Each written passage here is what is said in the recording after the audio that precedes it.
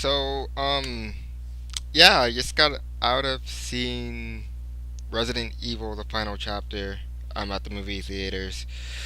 Um, so I'm gonna review it. So this review is gonna be very spoiler oriented because I mean the movie's been out for about a week, so I'm sure everybody has seen it or has not seen it. So if you haven't seen it and you want to avoid spoilers, pause the video, go watch it or whatever, and then come back. So we're gonna go spoilers in five, four, three, two, one. Okay, so I'm just gonna go in. I'm gonna jump around a little bit, but so the story in a whole is Alice is trying to stop the T virus. This takes place maybe like a couple of days, or maybe like I want to say a week after the ending with Washington at the last Resident Evil movie. Yeah, so Alice wakes up, out of this bunker, gets contacted by the Red Queen that she has 48 hours to, go and stop that. There's a cure for the T virus. It's this antivirus, and it's gonna be airborne toxins. But she's later stopped by Dr. Isaacs, who this twist is gonna be like so ridiculous. Like the whole I don't know how I feel about it, to be honest. I know I'm stopping a little bit story oriented. I want to say I liked it, but then a part of me doesn't because I'm a fan of the games as well. But um, anyway, so she has to go back to the hive to and that's in Raccoon City where she meets up with a bunch of survivors, and one of them turns out to be Claire.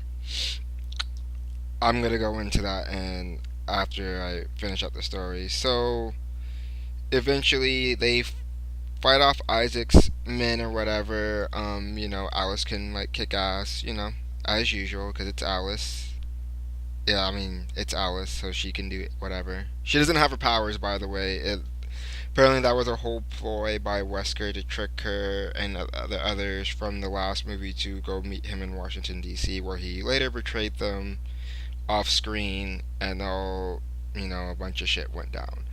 So they eventually, after a couple of things happen, people die. They make it to the hive, where one of the traps is the reverse turbines of the fans, where somebody actually gets sucked up into the fans and dies. Chopped to pieces. They paid a lot of homages to the first movie because I mean the settings in the it's in the mansion of the Umbrella facility anyway. So you get to see a lot of the old stuff like the laser grid and whatnot. So we get to the point where the only survivors left are Alice, Claire, and Claire's boyfriend, who is actually an Umbrella agent. So we know how that goes. So she meets up with Isaacs, who's already down there, but it turns out that the Isaac that was up top in the facility was a clone, and this guy's the original Isaac. And then I read the mention in the beginning that they could do this whole backstory on how the T virus was created by this guy to help his daughter and whatnot, and it just got really out of control. Well, the daughter, as it turns out, from what I guessed in the beginning of the movie, is she's the original Alice because her name was Alicia. I mean, that was kind of obvious from like the beginning, especially since they got a girl who looks just like Mila Jovovich, would look like if she was younger.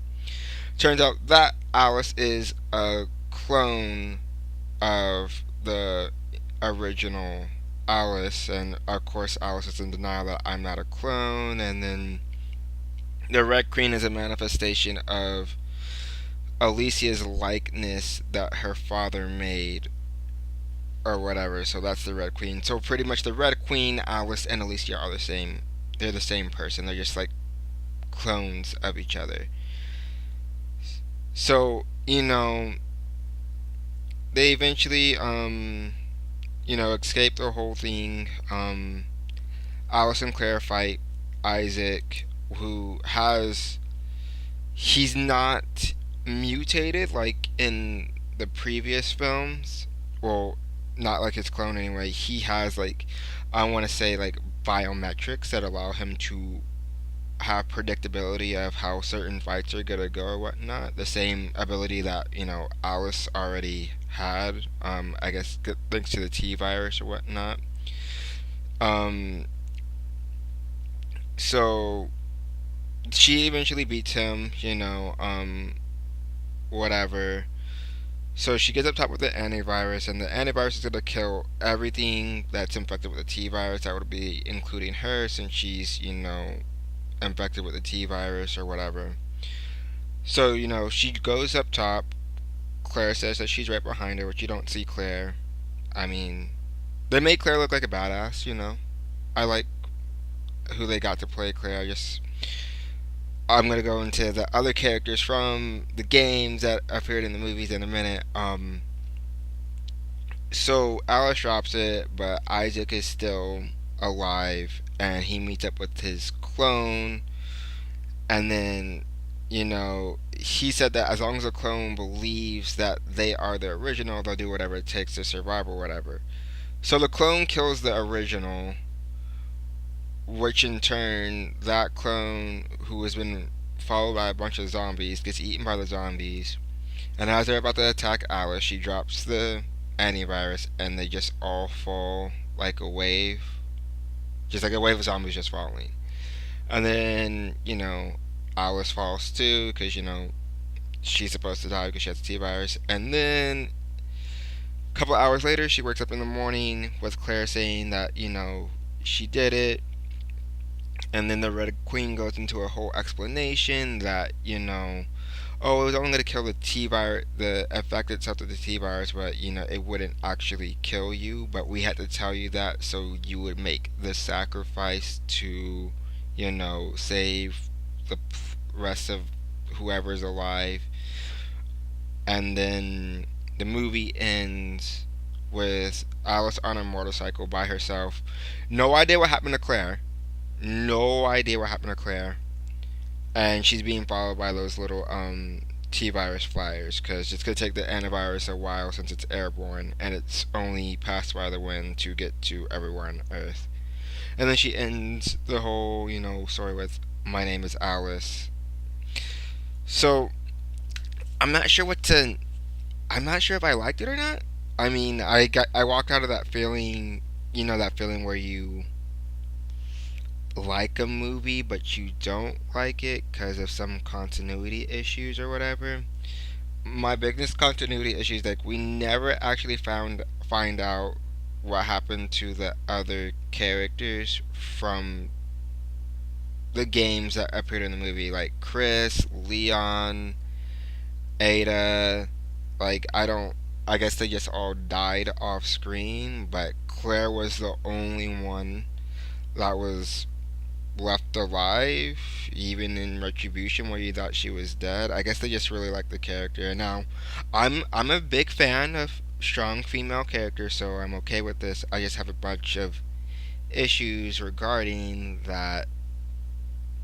I guess they killed off all the major players that have been in the Resident Evil franchise, because I mean it's just based off the games. It's not the actual game, which I'm pretty sure they'll do a soft reboot later of the Resident Evil and may probably make it closer to the game.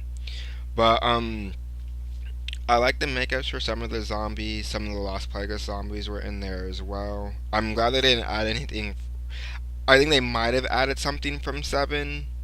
I mean, that looked like one of the monsters from 7, but I think it was like one of the crocodile hunters, but it just didn't, I guess, look like it. They, of course, had the zombie dogs. But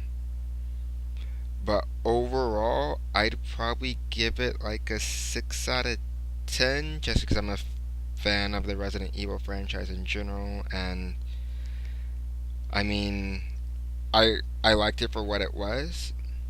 But that's about it, guys. Let me know what you guys think in the comments. If you liked it or if you didn't like it, or what you didn't like about it, and if you like to see more movie reviews by me, Chow. Yeah, sorry, I forgot to introduce myself in the last video. So yeah, I'm Chow. I'm obviously gonna be doing more reviews and all that other stuff. So if you like what I have to say, be sure to subscribe, give me a like, give me a view. Anything that goes, and just let me know what your guys' thoughts are on the whole Resident Evil movie franchise in general.